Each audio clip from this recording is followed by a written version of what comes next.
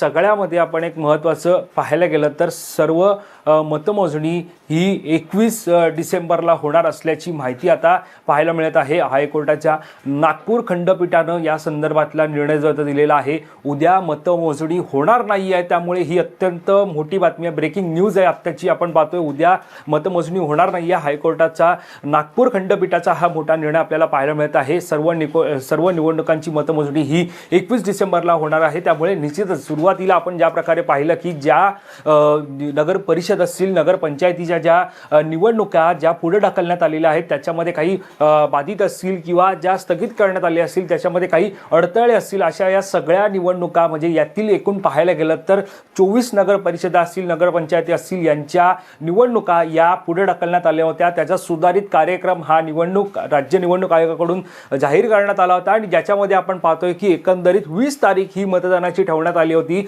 20 डिसेंबर आणि 21 डिसेंबर रोजी मतमोजणी होणार होती। त्यामुळे आता उद्या नगर पंचायत आणि नगर परिषदेच्या ज्या निवडणुकांसाठी आज मतदान होत आहे त्यांची मतमोजणी ही 3 डिसेंबर रोजी होणार होती, ती आता आपण पाहतोय की पुढे ढकलण्यात आलेली आहे आणि या संदर्भातली माहिती आता सध्या समोर येताना पाहायला मिळत आहे। मुंबई उच्च न्यायालयाच्या नागपूर खंडपीठाचा हा निर्णय असल्याचं पाहायला मिळत आहे। त्यामुळे आता सर्व साधारणतः एकत्रितरित्या सर्व नगर परिषद नगर पंचायतीच्या निवडणुकांचा निकाल एकदाच जाहीर होणार आहे। मात्र या सगळ्यावरती ज्या प्रकारे मतमोजणी आपण पाहायला गेलं तर निवडणूक ही मतदान हे आज म्हणजे 2 डिसेंबर रोजी होत आहे, मात्र त्याच्या पूर्वसंध्येला राज्य निवडणूक आयोगाकडून निर्णय घेण्यात आला। हा निर्णय होता तो म्हणजे ज्या नगर परिषद नगर पंचायतीच्या प्रभागांमध्ये असेल आपल्याला बाधा असेल किंवा त्या ठिकाणी बाधित असेल आणि त्या ठिकाणी पाहायला गेलं तर एकंदरीत जो घोळ आहे या सगळ्या निस्तरण्यासाठी ही निवडणुकाच पुढे ढकलण्यात आली होती आणि या निर्णयामुळे